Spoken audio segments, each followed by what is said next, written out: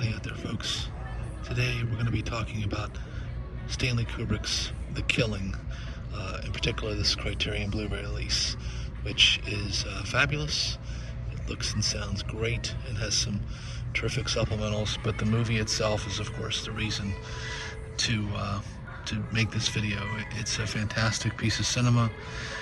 Stanley Kubrick, of course, at this point he was in his late 20s and just sort of coming into his own with some excellent cinematography like proclivities. Stanley was a still photographer before he became a film director, and it shows throughout his work. His knack for just, lensing an incredible shot is unparalleled. And of course, he had a good cinematographer at the helm with this film, Ballard, I believe his name was, and Stanley, of course, garnered quite a reputation for being very intrusive and having very particular ideas about where he wanted the camera and what kind of lighting and so forth. And I believe that kind of ticked the cinematographer off. But I mean, when you're Stanley Kubrick and you see the body of work he created, you can understand and certainly appreciate, I suppose, his attention to detail. But the movie itself has been aped countless times. It's a classic heist film with a non-linear narrative that's all sort of jumbled up, a la Reservoir Dogs, Pulp Fiction. Obviously, Quentin Tarantino seems to have been inspired by him, and features just some terrific sequences that have since been aped in countless films, including Terminator 2 and The Dark Knight, among more recent films. But there's no denying that Stanley Kubrick is and was just a Jedi master at directing, and his ability to capture compelling cinema is really unparalleled.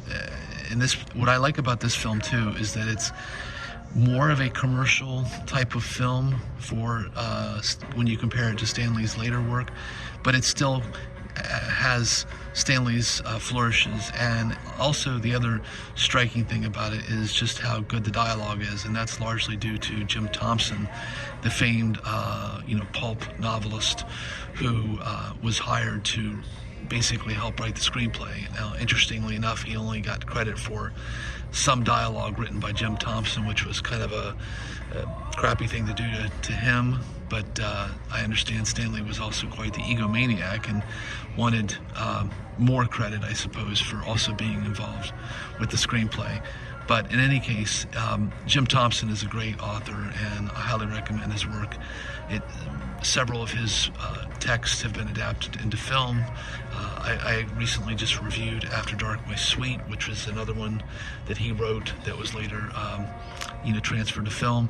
But just the dialogue is just razor sharp and unpredictable and very interesting. So when you combine the great eye of Stanley Kubrick with the fantastic dialogue by Jim Thompson, along with, I think, some terrific acting by many of the actors in the film, it's a must-watch. I highly recommend checking out this film, and unlike a lot of films from the era, it doesn't feel so stagey and sort of off-putting that kind of keeps you at arm's length. I think you actually do get to care about these characters, and it has a terrific ending as well. So I give this film an A. I feel like it's absolutely one of those seminal movies that is worthy of its kudos, and Criterion, of course, has just done their usual bang-up job. So on that note,